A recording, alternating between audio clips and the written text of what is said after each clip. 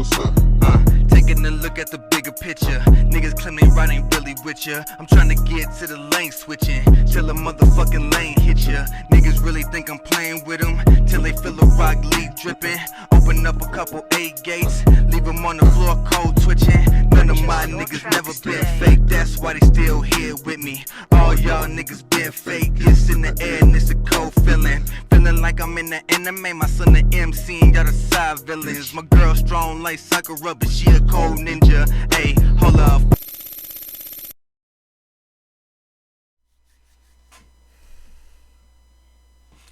What it do, it's your boy Cloud Got Tokyo. We up in here with another reaction, you know what I'm saying?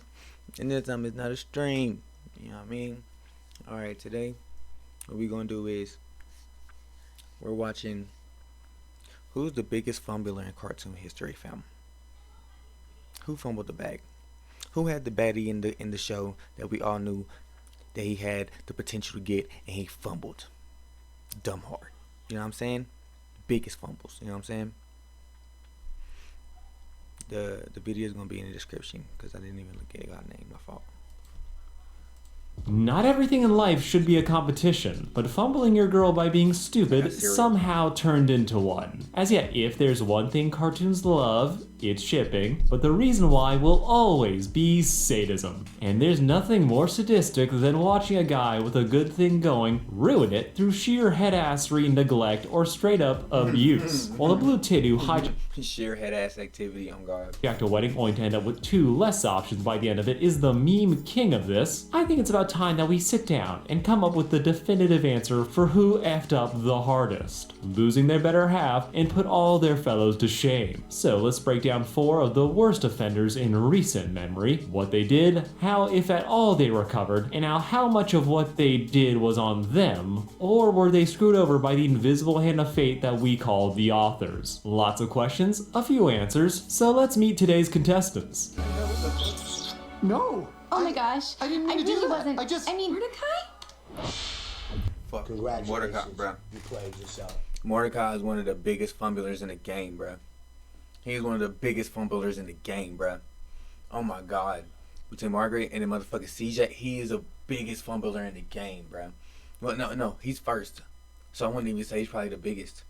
But he is definitely one of the biggest. Now picking the 4 wasn't too hard. A meme on Twitter is what inspired me to make this list, though Morty being here was complete nonsense that nobody took seriously. So we're gonna swap him out for someone who actually deserves to be here. He was a fumbler too. Morty fumbled a couple times too. He was nervous ass.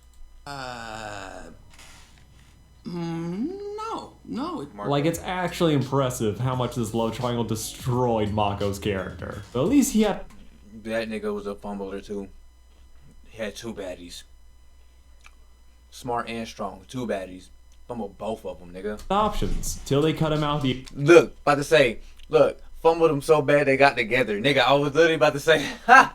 equation. So that means we got Mr. No Relevance Mako, the fumble meme king Mordecai, everyone's favorite character till he wasn't Duncan from Total Drama, and the guy who manipulated his girlfriend to get off, Finn from Adventure Time. Now, full discrepancy, I already claimed in a previous video that Finn was the worst, so we might as well start with him, and how my opinions have evolved, plus qualify that statement, as Finn was bad. But I'm not sure if he's the worst anymore. I said I was sorry. You blew it, man. Now, Finn's situation is interesting to talk about, as besides this one incident, Finn's got game. He has an entire episode where it's just him hitting on every princess in sight, and he's getting kisses all night long. For real though, because all the princesses in the kingdom is set for fucking, Bubblegum wanted him, bro. You can go through every episode where there's at least an instance where every single princess wanted this nigga, bro. Wanted that nigga. Before he figured himself out, Finn's love life was awful to follow, as he spent years obsessing over an older woman who only liked him as a friend, with us being forced to watch all of it. After constantly teasing the idea that it might potentially happen, Finn finally got that solid rejection with him taking it like a champ, if the competition was sobbing. Feels like there's a hole inside my body, like there's a hole all inside my heart. A girl told him no, Right. and he dropped down to the floor, set up a shrine, and cradled a piece of her hair as he sobbed himself to sleep. 'Twas not a good look. But thanks to his brother, Finn was able to meet his new Flame Princess. Gotta love the jokes here. Who slaps the shit out of him, making him realize he's into that and wants another hit. With the two of them eventually dating, with it easily being one of the cutest couples in this series. Finn was finally not pining for a woman he couldn't have, while Flame Princess proved to be one of my favorite characters. As he watched her come to terms with her own chaotic nature and parse out just who she is versus who she was raised to be, which after being kept in a lantern by her dad for her entire life, yeah, that's kind of a huge step. But they were cute and figuring it out together, from appreciating each other's interest to FP being a war criminal, finding ways to make their inability to touch work, and ignoring that one time Finn knocked up a pillow, twice. Then to keep his streak going, Finn fucked everything up.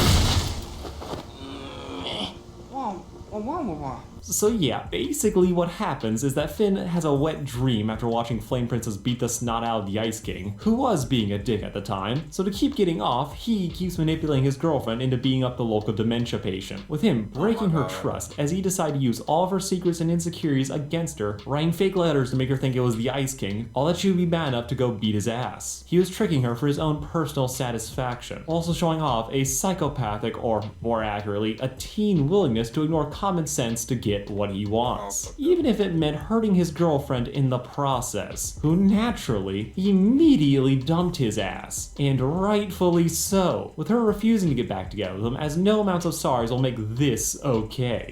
You blew it. They would end up becoming friends again, but the damage was done, and Finn would spend the next couple, literal years heartbroken, depressed, but was able to come out of it better and more mature, which we do have to respect. With this probably being one of the biggest moments of personal growth Finn ever had. That said, this was a catastrophic fumble, as there was truly no lead up to this. Finn literally nuked his relationship with FP in 11 minutes. Everything was happy and healthy, then suddenly we didn't have it, making this the biggest and most importantly unprompted fumble in this entire list. As at least with everyone else here, it mostly tracks what they did, and you can see it coming from a mile away. But Finn took a wet dream and nearly burnt down all the bridges over it. Like, not even Mordecai would be this stupid. Which is why in my mind, I don't know about that. Mordecai be doing some dumb shit, bro. The nigga killed Rigby. He did a lot of shit. But honestly, Jake, you fumbled the fuck out of that bag. You fumbled that bag so hard. Bro, what? mind that this is probably the single worst fumble in cartoon history, as he abused and manipulated the woman he loved just to get off. But this leads to an interesting question, as if we're talking single acts, yeah, I think this is the worst. But as we established, this is a one-time thing. Finn grew from this and was able to rebound later in life. So while what happened was bad, I don't think he's the single biggest fumbler in this group. Not to mention, again, this is one big thing, and the circumstances that made him do it are a little bit fucky. As it'd be one thing if he just got the dream and abused his girlfriend, which he did, but then there's other stuff that meticulously pushed Finn to do it again. Make him fight! Yeah, this is where we gotta talk about the writing. The general rumors around Finn and Flame Princess was that the relationship was the creation of Rebecca Sugar, who wrote a lot of their biggest episodes, but then ultimately left to go create Steven Universe, leaving the ship without its captain. So in the name of character development, you decide that the two needed to break up, leading it to be this one incident that shattered the ship rather than a series of mistakes. But that one incident is fueled by a very suspicious appearance of the Cosmic Owl, a being whose appearance is meant to signify important or even prophetic dreams. So if he appears, the general assumption in Ooh means that said dream must be very important. With Finn's brother Jake being kind of obsessed with the owl, even believing that it heralded his death at one time, so Jake encouraged Finn to have the dream again at all costs. As the older brother, who's supposed to give semi-decent life advice, throws his full weight behind Finn's crazy, which is what... Nigga, I said Jake earlier. I'm smacked right now, nigga. I meant Finn this whole fucking time, bro. I'm tripping. What the fuck? But Jake, you wrong as fuck too. technically, I was right because Jake, you helped him fumble the fucking bag so hard. So y'all both equally are to blame. Led to the letters and using her secrets against her. Yeah, He didn't say that Finn should do this, but he did stand by and let it happen. This is all still Finn's fault. But all this extra L-Mans. Jake is the L-Mans, bro. He's the L-Mans for that. weight pushing the events to happen the way that they did does add just a little bit of side-eye to the situation, as it feels like the Grey story is pushing for this to happen, which, while relevant to the real world, but it, plus the fact that how good things were beforehand, but it does muddy the waters on this fumble being all on Finn, and put just a little bit of it on those behind the story. I love the fallout, and I love the story of a boy doing something dumb because puberty. But while bad, I'm not fully confident that we can give Finn the crown just yet. So let's check in with the rest of the gang and see if anyone can collectively do worse. I can't do this anymore. It's over. What just happened? So I am doing a massive retrospective on Total Drama later in the year. Video is done, I just want to pick the best month to drop it. But in summary, Duncan is kind of a train wreck, though not for the reasons you remember. Originally the bad boy of the cast, his season 1 sexist charm got him into the pants of Courtney, a good girl with a mean streak, with the two's relationship starting with them fighting, only for things to get progressively worse. Over the course of the series, Duncan would continue to date, break up, then date Courtney again. Then he would proceed to leave her permanently to go date Gwen. Now Duncan did fumble Gwen, but it'd be more accurate to say he dodged a bullet with Courtney, who after being the overly competitive but normal-ish prep girl in season 1, would end up turning into a super bitch in season 2, becoming a control freak who thought she could fix Duncan, with the two of them bickering, fighting, and arguing till they got back together, only for Courtney to treat their relationship like a contract rather than a partnership. I expect you to memorize that letter so it doesn't happen again. Anything for you, babe. Courtney. You may hold me now. Cool. Toxic as fuck. Nigga, don't you ever, niggas out there in the world, there's red flags to see this shit. Don't you ever in your fucking life. Don't you dare. Don't you dare, bruh. I will personally come to your house and drop Legos all over the floor and take all your socks out the house. I will do it. All footwear is gone, nigga. Ain't nothing but Legos on the floor. As soon as you wake up, the bottom of your feet fucked. Don't make me do it. Don't do this. Okay? Don't do this. This toxic as hell, bruh. Don't fall for it. Don't fall into it, bruh. Leave immediately. Abort mission, nigga. Abort mission. Okay? Immediately. They only just got back together that night, and she was awful to him. After all, what's more important? Winning some stupid challenge or making me happy? Oh, no. Expecting total obedience and snapping at him for not having a 40. She said 1 mil or me, nigga. That's what she said. Cause ain't that what they was playing for? Ain't that the amount of money? If I'm not mistaken, it was a mil or it was close to a mil or over a mil. I can't really remember, nigga.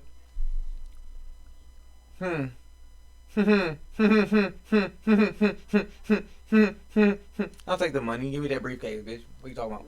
I'll rip that contract right in her face. Page document memorized in one night trying to with write- I'm all trying to the write a terms and different conditions of contract, dating nigga. her, What? and she would just not let him adjust to anything. So naturally, he voted her ass out that same day, only for the two of them to get back together because he had money now, only for her to still not be too great. So then he just randomly decides to hook up with Gwen, after being alone with her for like 3 seconds, as suddenly they had a thing. I don't blame him.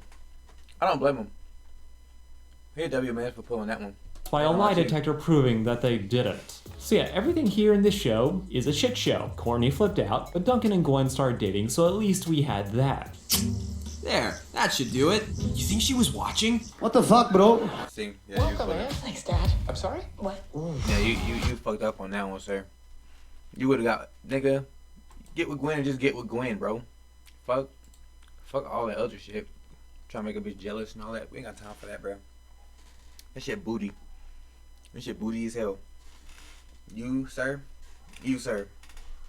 Reevaluate your motherfucking self, nigga. Mind. So this is the dumb situation that happened here. See, Duncan and Gwen decide to enter another competition, but their relationship was already fizzling out at this point. Duncan had lost all the emotional intelligence that he had. Gwen was over the thrill and was more obsessed with proving that she was a good person by making amends with Courtney, who at this point had gone over her hate boner for Duncan, icing the man out of her life, which drove him crazy, with him devolving into a petty narcissistic mess determined to reclaim his bad boy status. As on top of being labeled one of the good guys, he was unable to fathom that his ex isn't into him anymore, nor giving him the attention that he so desperately wants. So rather than focusing on what he already had, he through a series of weak writing decisions became obsessed with getting Courtney's attention again, only to fluctuate back to being a decent person the next. And he would just continue to oscillate back and forth just to whatever the plot demanded, with all of this culminating in him kissing his girlfriend only to say this gem. You think she was watching? Like, I can't fathom the amount of headassery that would make a sober man ask his girlfriend if his ex was jealous when they kissed. This was dumb. It was so dumb. And you get why they broke up after it. Like, this isn't as horrible as what Finn did, but the dumbness of what happened annoys me even more, even if it is slightly more realistic. Yeah, it was just ignorant as hell. That was just stupid. That was dumb. Bro, why would you do that, bro? Look, don't ever do that, bro. Don't ever be that guy. Don't ever be that guy, bro. It's not that deep. It's not that deep. It's not that important. And 9 times out of 10, you doing that and trying to make her jealous, she's already getting her lick back 1,000 times worse, nigga. You know how many niggas is already on her and how many niggas she's probably already done sitting there and just pick the fuck up. Get your mind together, bruh. Get your mind together, bruh. It ain't even worth it. Live your life, nigga. Stop worrying about motherfuckers, bruh. If they ain't worried about you. You feel me? You gotta keep it pushing, my G. You can't just sit there in the same spot worrying about the same person. Fuck all that. A guy can't stop obsessing over his ex causes him to lose his current. I get that. But I can't really bring myself to call this the worst fumble or even call Duncan a fumbler, since how they got to this point and how Gwen and Duncan got together. Right, that's what I'm saying. Like, bruh, he was left with her alone for 3 seconds, bruh. 3 seconds is all that nigga needed, bruh. Nigga, what kind of riz do y'all think? What kind of riz do y'all categorize that? There's a very select amount of motherfuckers who can sit there and just, you know what I'm saying? Granted, they already knew each other and they've been around each other for over a season. You know what I'm saying? It's the second drop of Total Drama Island. You feel me? Come on, bruh. Like, off rip. Yeah, nigga, I don't blame him. If I was left in the room with Gwen for 3 fucking seconds, I'd probably do the same motherfucking thing, nigga. What are you saying, bruh? What is you saying, bruh? Come on, bruh. Nigga, and I was thinking this back in the day, nigga. He was getting W's from me, nigga. He fumbled the bag by being stupid. Like he said, it's not as bad as Finn's. He fumbled the bag being stupid, but nigga, he was getting W's left and right during this shit, bruh. He was getting W's left and right. Both of them cold, bruh. He was getting, and they both on 2 different sides of the spectrum, nigga. The hell? Nigga, when he got with Courtney back then, nigga, we all had the same idea. What the hell? This nigga Duncan pulled her? This nigga Duncan pulled the preppy high class stuck up John? Like, what? Come on, bro. We all had the same idea because we all thought he was going to get with Gwen to begin with at first any fucking way, nigga. So when he pulled her, when he sat there and just yanked her ass the fuck up, nigga, I was like, W's. Nigga, what are you saying? Not to mention the characterization for everyone in this show just kind of changes as the plot demands. Don't worry, doing a much bigger video on this, I'll get into it. But we can really just take Duncan out of the running, as what he did was stupid, but he honestly shouldn't have been here to begin with. But the writer's hand is so far up his ass at this point, we might as well just call him Kermit. It was dumb, but he can't top Finn in any category besides general shittiness. So let's just move on to the next bracket, because we're doing brackets now. And I tell you, this next one is not nearly as easy as you'd think. So where's my soulmate? Are they in this God, room? it's this It could nigga be anyone. Maybe it's you. Maybe it's that really old lady. I don't know. Why? Oh God. Mordecai.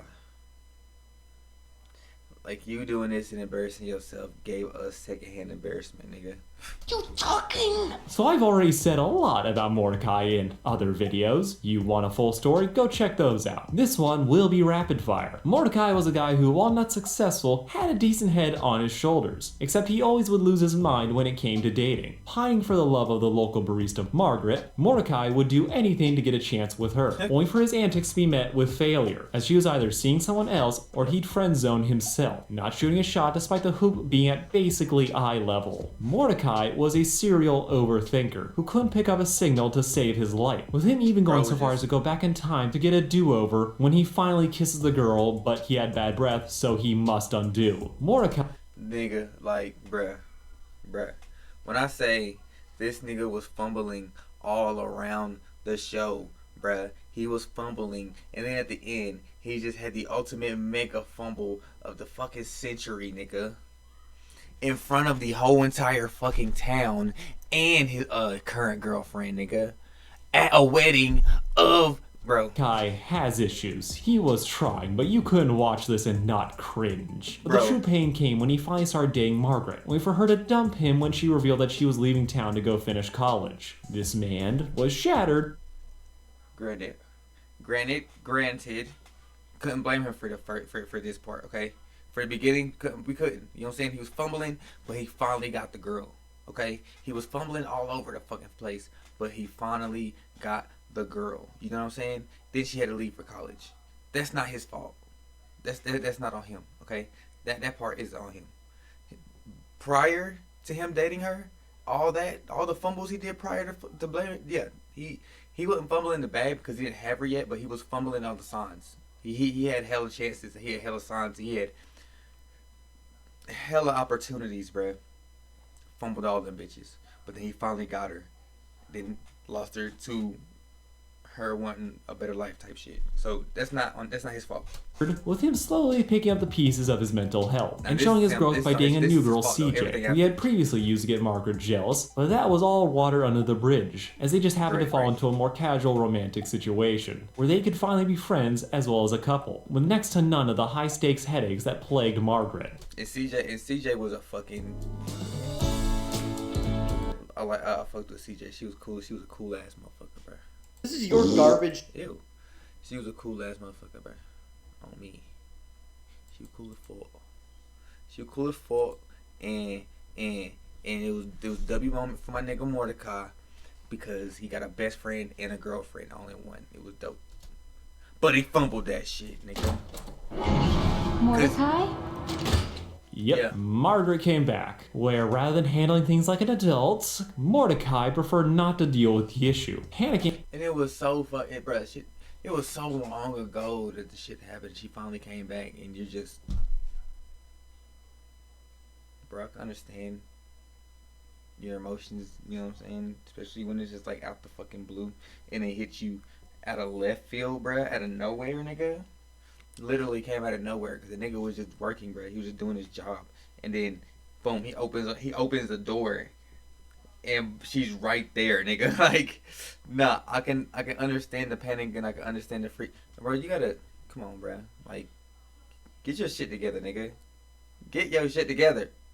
When he meets her again, avoiding telling CJ, who, when she finds out, is pretty cool all things considered, till she catches the two locking lips after getting swept up in the moment, with this putting everyone in for a world of hurt. Now Mordecai, to his credit, knows that this situation is going off the rails, and besides the one kiss, it's never stressed that he's seriously gonna flip or go back to Margaret, but anticipating that possibility is what makes everyone in the room tense up. Not helping the fact is that Margaret admits that she does still in fact have feelings for him, but even after hearing that, he's still chasing after CJ and not Margaret. But this is where we get into what... Okay.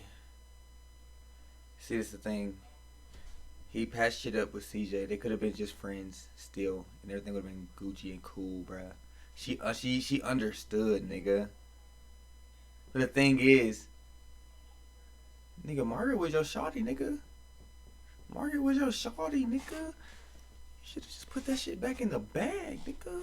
Mordecai is really guilty of, which is inertia. Mordecai is shit at making things happen in his love life. He tends to overthink all of his actions, so he freezes up rather than hard committing to the girl that he has. Mordo floats around waiting for the situation to just play out. So while he's still with CJ, the fear and awkwardness around Margaret persists, with him never really trying to make peace with that, leaving him to just continue to wait around, taking the fact that he's standing still as proof that his relationship with CJ is his answer, when really, he's not choosing. Then after being told by his best friend to maybe he should just go with his gut for a bit, Mordecai decides to follow that advice, but take it in the worst possible way, jumping to the first ramble that comes to mind, turning what should have been solid advice into a fiasco. The man hijacks his friend's wedding mid-vows.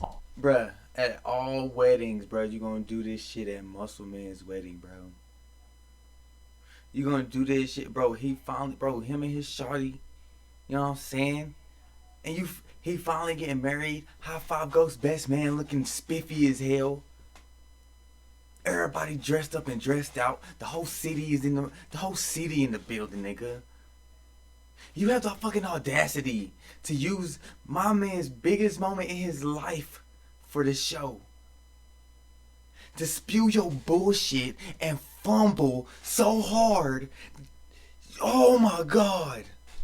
All while trying and failing to come to a conclusion about what he should do. This embarrasses everyone involved, with his failure to get to the point, leading CJ to believe that she was about to get dumped at a wedding. So she storms off, leaving him with nobody, which is honestly pretty on brand for him. This scene is infamous, and deservedly so, as after all the build-up, to watch Mordecai try and act like he's in a rom-com where some big romantic moment is gonna solve all of his issues, but instead what we see is what would actually happen in that situation, as he had no idea what he was talking about. He struggled to get to the point, and it resulted in him losing the girl. And the fact that this was at a friend's wedding just made the whole situation extra galling. But unlike Duncan, and fittingly if out of left field like it was for Finn, you can't argue what Mordecai did wasn't out of character. The man was a nervous wreck from minute one, and he really needed to figure himself out. Mordecai always struggled romantically, and while he improved through trial and error, he couldn't really meet the right person until he was older and more mature. That said, this was still an epic fumble, so much so that his IRL rep has never recovered from this. Wedding, bad speech, every opportunity to nip this in the bud earlier just avoided. So instead, he picked the literal worst time to try and do this. But at least we can say that he recovered in story, which is something that can't be said about Mako. You sucked his dick! Now Mako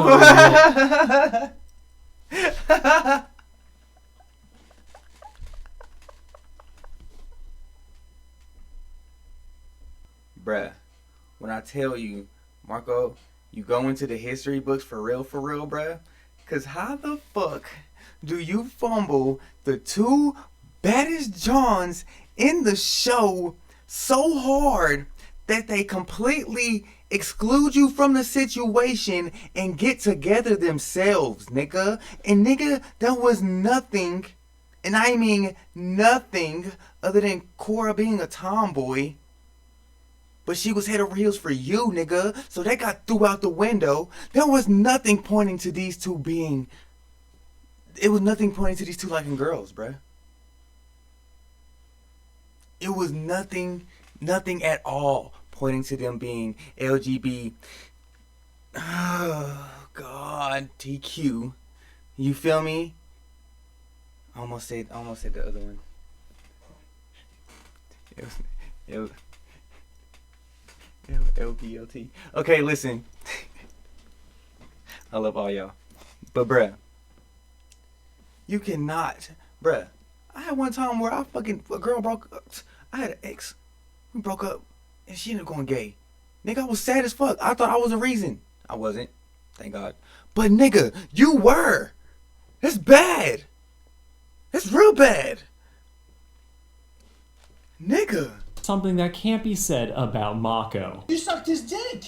Now Mako will always have a special place in my heart, as I can't stop W hitting the fucking man. voiceover. Introduced as Diet Zuko, the rough around the edges bad boy to his brother's golden retriever. But for all of Mako's promise, all that potential, he ended up kind of just being an empty suit, and frankly, just completely wasting this design. This is something that Legend of Korra is guilty of on the whole, as it had way too many characters and not enough. But nigga, everybody in that bitch was drippy as fuck, nigga.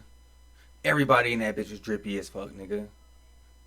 Look at my nigga with the boot. Nigga drippy, nigga. Nigga got the fur on the inside with the fur coming around the neck. Niggas was drippy, nigga. Of episodes. I love to the nigga. You can say cause we all can agree. We all can agree. Korra as a whole was a fucking fumble. Okay, Korra as a whole was a fumble as far as the Avatar goes. But nigga, the drip. When this shit started, we was like, ooh, look how these niggas dressed now. Look at the drip on these niggas, bruh. Character design was top fucking tier for this. I can definitely say that, hands down.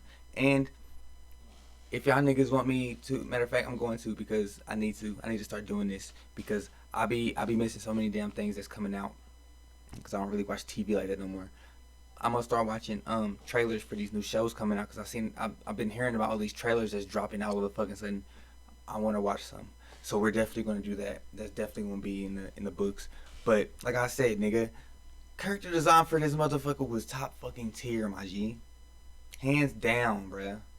Just drip all over the place, nigga. Don't step too uncautiously, nigga, because you might slip, because it's drip all over the floor, nigga. The new Team Avatar to feel more like acquaintances than family. But nobody suffered from this worse than Mako, as after a while, it only felt like his character existed to be in love triangles, and after he fumbled, the show never figured out what to do with him after the fact. See, he went from the love interest of Korra, her cold eye candy pretending not to care when he actually did, with the two of them slowly growing from tolerating each other to almost dating, only for Mako to get romantically T-boned by a completely different woman. She was bad, nigga. Bad, nigga. She bad. Nigga, she was so cold when she put up on that motherfucking moped and removed that helmet, nigga. Boy, nigga, Mako, I'm not even mad at you for that one, boy, because you pulled a W play. Like I said, you was pulling W's. You grabbed the strongest John in the series. Then you grabbed the smartest, coldest John in the series. But then you fumble both of them at the same exact time, nigga. It was crazy. It was crazy. And the craziest part about it, nigga, he gonna say it, because I ain't even gotta say it. He gonna say it. I've made a huge mistake.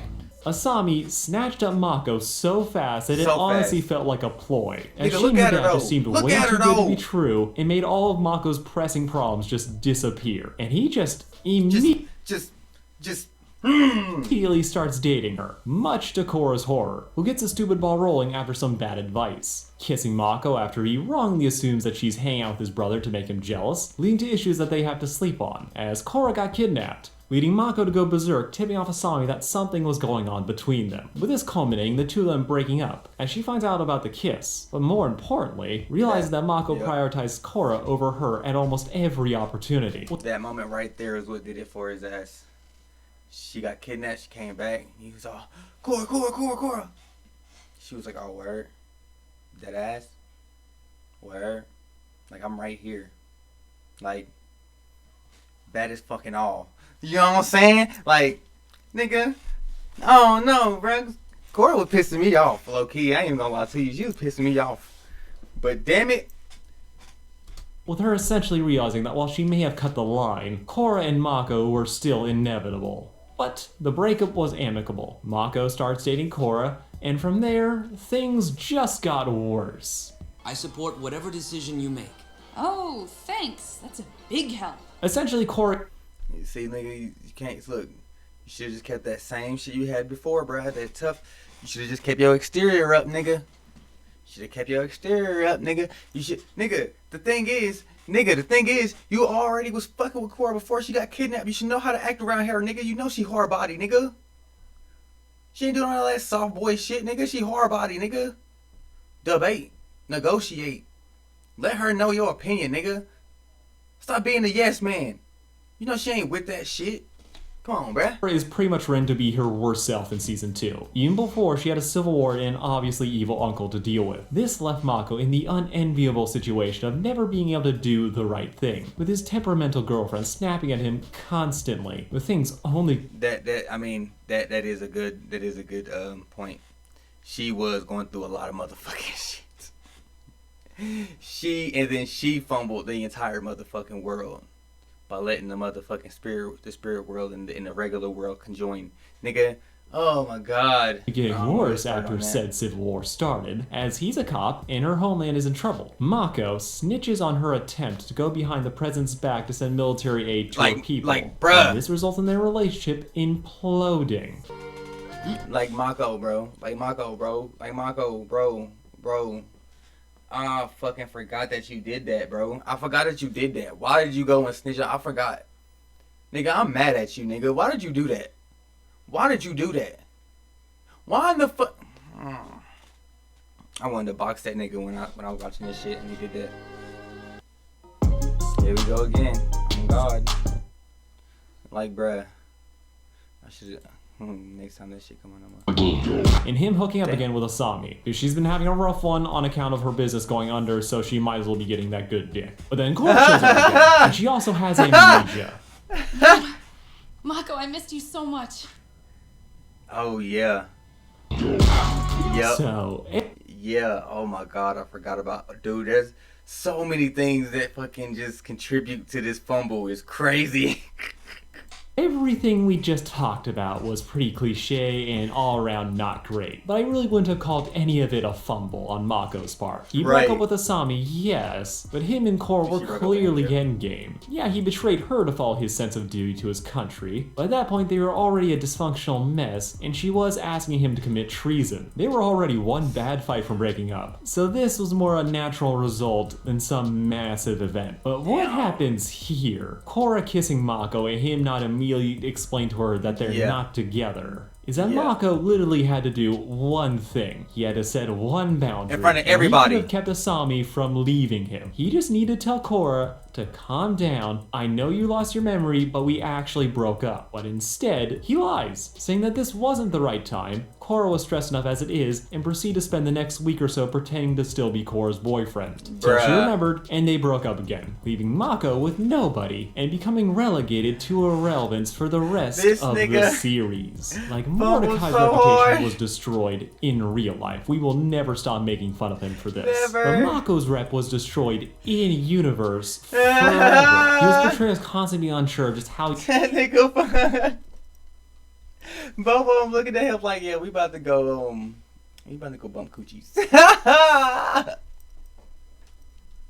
he should be acting around Asami or Cora, getting joke assignments like guarding some dumb prince. This one fumble left him the whipping boy of the rest of the series, as the writers clearly didn't know what to do with him at all. They at least pretended to give Bolin depth, but Mako was just there with the occasional glimpse of being cool. Mordecai had a more dramatic and memorable fumble, but what happened to Mako, while smaller, is even more pathetic to me. Mordecai dropping the ball was a foregone conclusion. We all knew it was gonna happen. Mako, though, had options. It looked like he could actually make this work. But again, these are vastly different situations, so it's a little difficult to say which one is objectively worse. As on one hand, Mordo did the worst thing, but Mako's was more easily avoidable, with just needing to explain the situation to Cora. It would have taken less effort and way less emotional clutter than what Mordecai did, and we understand Mordecai more as he historically sucked at this stuff. Meanwhile, Mako was basically a chick magnet who choked once and lost everything. Mordecai— Oh God, that's what I'm saying, bro. Mako was pulling W's all around the map, nigga.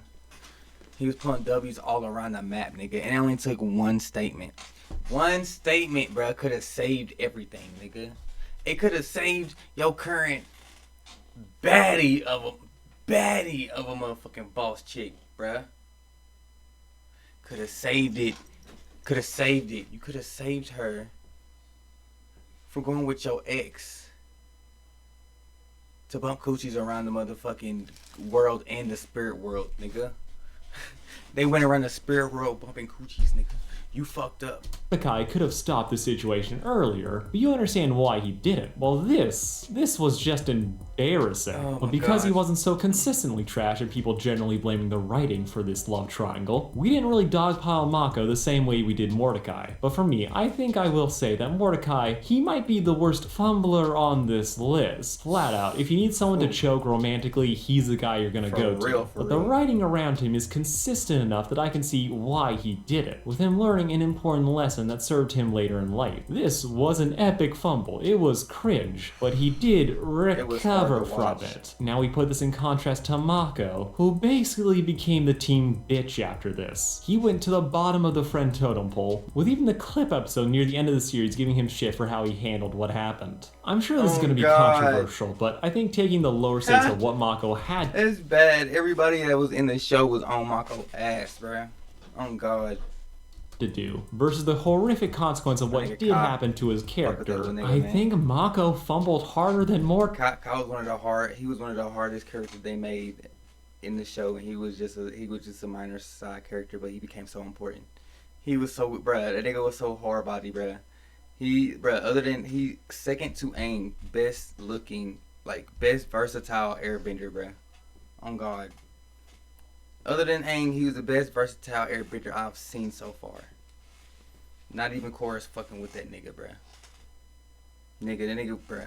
Mordecai. The writers didn't do him any favors, but if you look at just disastrous consequences, becoming irrelevant is probably the worst case scenario. But that now leaves us with our final two. Now this is also very subjective. Y'all could have different takes. The both of them though did screw up their relationships. Fumbled bad, Rather than bruh. one Finn big build-up, it was a went spur crazy. of the moment decision that led to them nuking their love lives. What Finn did is definitely more horrific, as he did intentionally manipulate his girlfriend for an erection. While Mako publicly panicking ruined him, Finn was eventually able to get back from this. He was able to learn from what he did and understand what he did was wrong. Later down the road, he was able to become friends with Flame Princess after this. While Mako and Korra, they only really solidified their friendship in the series finale. Everything before that, they were around each other, but they were more like teammates than anything else. That's, again, a Team Avatar thing, but for Mako's case, it is very painful, and it all links back to this one decision. So I think for me at least, Duncan's situation is a nightmare created by the writers, so what happened while bad, it's clearly more about the people behind it than the actual character. Mordecai is the worst fumbler overall, but while the wedding scene is truly iconic, it's purposeful and built upon what we already knew about him. The incident was relatable and down to earth, and that's why we remember it the most. Finn had the singular worst fumble, as he really did have a great thing going, wasn't a horrible person, but was so horny he couldn't stop to think about what he was doing. Oh God, bruh. He was thinking with the wrong head, bro. On God, he was. But he learned from was it, thinking and with the he wrong grew from head, the bro. experience. Which leaves us Mako, who had two fire women, dated both Bro, of what them, you say? realized what he Say it again, nigga. Say it again. Say it again, cause I said it too. Say it again. leaves us Mako, who had two fire women. Two. Look at him. Look at him, nigga. Granted, Korra was not the best Avatar. She fumbled in that hard. But she was bad, nigga. She was bad.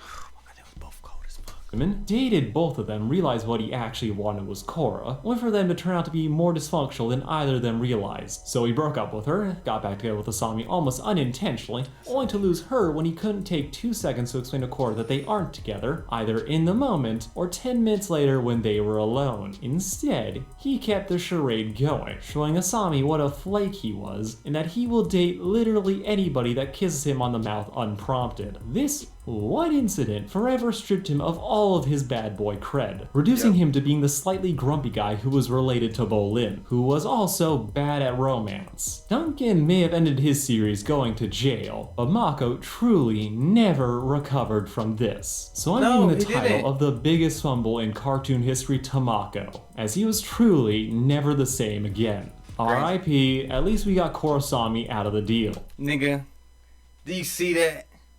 Do you see that? Nigga, you could have been in the middle, nigga. Mako, you could have been in the middle. If you would have played your motherfucking cards right, nigga, you could have been in the middle. They were already liking each other and we didn't even know it. Nigga, you could have been in the middle. Mako, you were so deserving of this, bruh. You were so deserving of this. You fumbled so fucking hard. It makes no sense. Bro, like I said, how do you fumble so hard that both of the fucking baddest Johns that's in the show get together and bump coochies in the spirit world without you, nigga? And you was supposed to be the heartthrob of the series, nigga. Though they are boring as fuck in the canon material. Like I said, you could have spiced it up, nigga. You could have been in the middle, nigga, and it would have been lit. Thank you all for watching. This has been Sarcastic Chorus. Just Sarcastic like, Chorus, share, subscribe, do all the Sarcastic Chorus. Shout out to Sarcastic Chorus, bruh. W fucking video. things down below. W Let me know, analogy. who do you think had the actual worst fumble in cartoon history? I'm doing a little wishy-washy metrics here, but to me, Mako felt about right. Though, if you think it's Mordecai or Finn, I totally get it. If there's someone else, let me know. Maybe we'll redo the list again sometime. But that's all for me. Peace out. Have a good one. Bruh. W vid, bro. W vid. W analogies. Sarcastic Chorus, bruh. Shout out to my dog. You get a like. I'm liking the content, bruh. I'm liking the content. That shit was dope. And I fucking full-fledged agree, bruh. Like I said, bruh. Ain't nobody in cartoon history fumbled that bad to the point where both of the Johns that he dated got together at the end and just left that nigga behind. God, I couldn't stomach that shit. Golly. But y'all know what to do, man. Like, comment, subscribe. You know what to do. Keep the algorithm alive. We out this motherfucker. You feel that? She said I'm a liar. Yeah.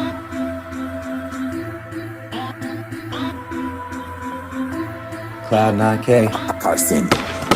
We ballin', boy. I just came in with your main team, boy. Prefer if you stay from them fake things, boy. Got a demographic to deploy. Steady building up, we don't destroy. I just came in with your main team, boy. Prefer if you stay from them fake things, boy. Got a demographic to deploy. Steady building up, we don't destroy. She said I'm a liar.